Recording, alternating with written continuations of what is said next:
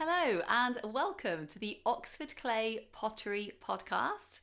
I'm Catherine Tomlinson and I founded Oxford Clay, an eco-conscious pottery company.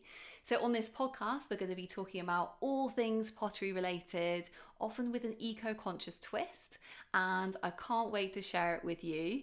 Let's go.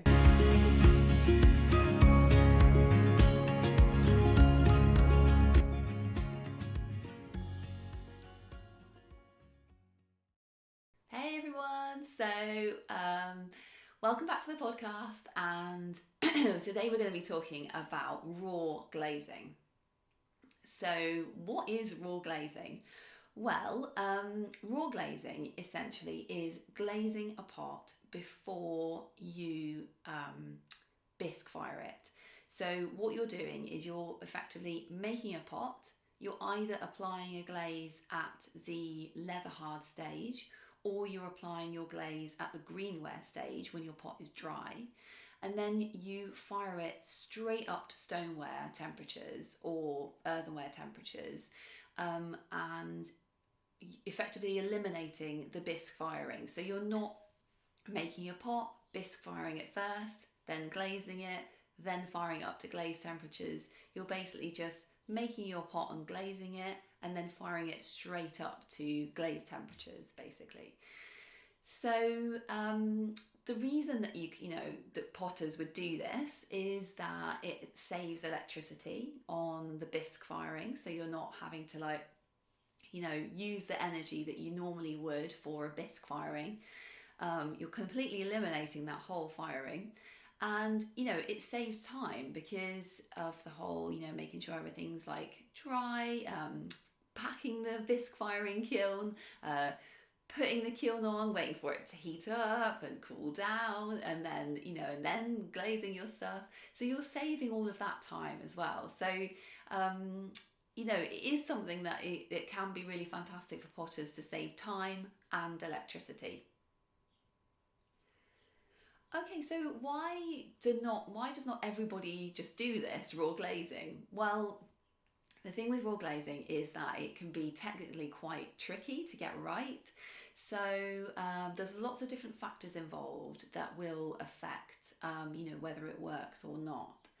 So the first one is the clay. So not all clays will be able to take being kind of re-wetted to that extent, especially at the greenware stage,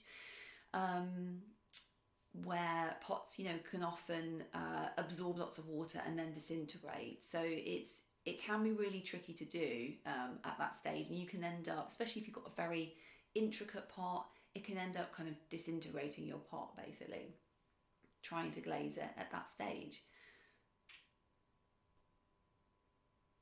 So the next reason is that not all glazes work. So it's you can't just pick a really beautiful glaze you found in a book, maybe or you've bought commercially, and then you make up your glaze, and then you're painting it on, and then when you fire it, it doesn't look right. So not all glazes will be able to work fired straight up to the glaze firing. Lots of most pottery glazes, the people making them, commercial companies making pottery glazes, design their glazes to be used really on bisqueware, because that's what most potters will do. So then most potters will paint their glaze on at that stage, and so that's what they're designed to do, and they just might not work with the raw glazing process. Okay, so if you think raw glazing, oh, that sounds really interesting, potentially it could save me lots of time and electricity, I have some top tips for you. Okay, the first top tip is that you don't have to raw glaze a whole pot. So if you want to try it out and you're how is this glaze going to work? How does my clay take the glaze? You don't have to try it on a whole pot. So what I've been doing is I've been making some planters. So for those of you listening on the podcast, I'm holding up a planter, which is got some in sort of raised butterfly designs, which I've done. And what I've been doing is, so I've stuck these butterflies on the planter, and what I've been doing is just dabbing on some glaze with a brush onto the butterfly designs only, and leaving the rest of the pot free of glaze, basically. And so what then I've been doing is, once I've painted on the glaze onto the butterflies, I've then painted on a recycled metal oxide that I've made from electrical wire that I've made into a substance known as verdigris, which colours pottery green.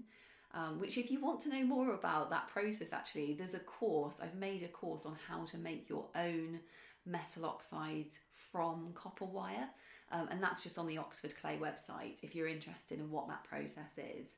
So I paint on the verdigris on top of the glaze, and then it comes out so just the butterflies will come out like a beautiful shiny green, and the rest of the pot is just that lovely colour you get when you fire a pot without any glaze on. You know, it could be this like sort of really beautiful textured surface. It's a very fine clay that I use, so it comes out a bit like a porcelain, but a little bit rougher than that because it's got ball clay in it. So that's one top tip. You can just try and raw glaze like little bits of your pottery. The second top tip is that you need to use the right glaze. So what I've found is that glazes that are quite high in clay content, so sometimes you can add china clay or ball clay to a glaze recipe. Those clays work really well as raw glazes.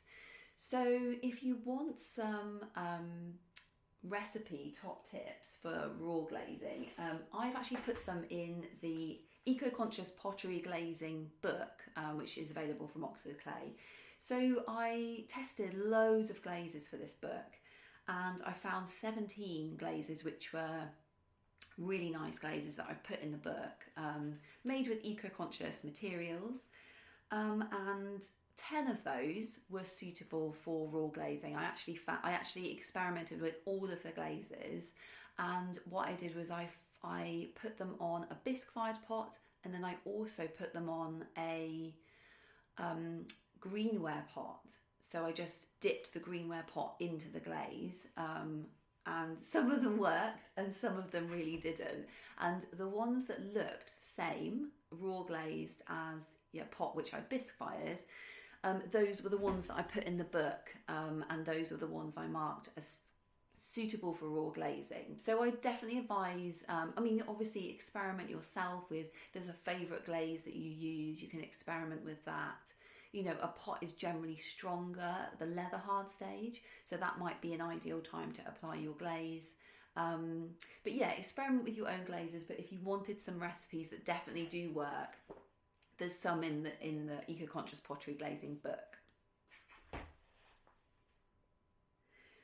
Okay, and then the third top tip that I found, and this has kind of changed my life in terms of pottery, it's amazing, so I got this book out of the library called Paper Clay Art and Practice by Rosette Galt, and this book is amazing. And so basically it talks about how if you add paper to clay, it makes it incredibly strong. So it basically increases the strength of clay a huge amount. So what I've been doing is I've been mixing cellulose fibres in the form of kitchen roll. So you can use like any paper basically, or any plant fibre. You mix it into clay. So I've been mixing mine into my casting slip, and then I've been casting with that clay, and it really is amazing. It makes it massively strong, so I can raw glaze at the greenware stage, which is incredible.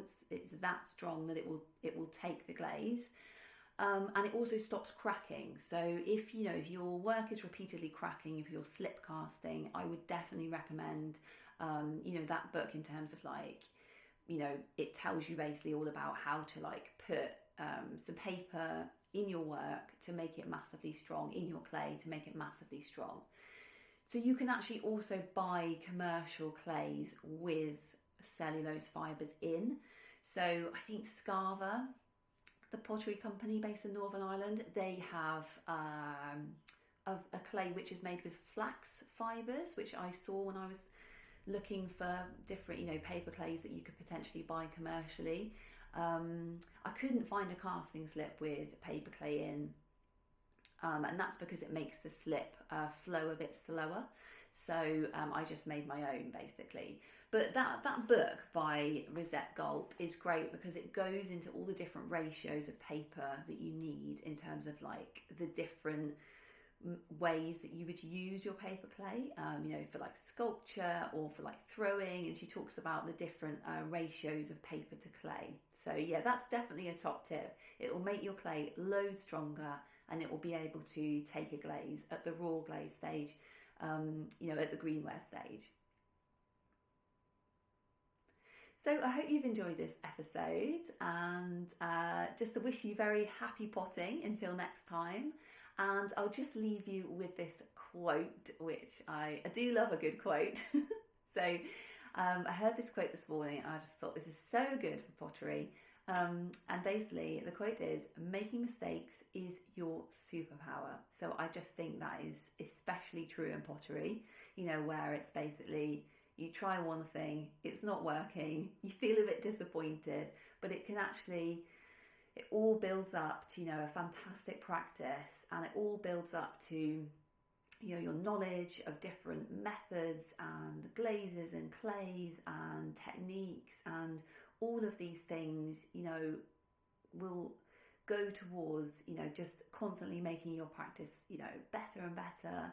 And some mistakes actually end up, turning out incredibly well, and then, you've invented a new thing. So yeah, making mistakes is definitely a superpower in pottery.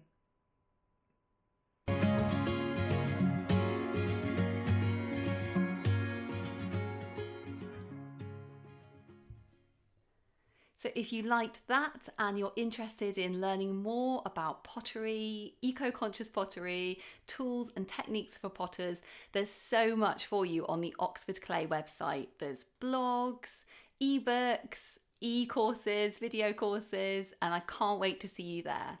So the website is www.oxfordclay.co.uk.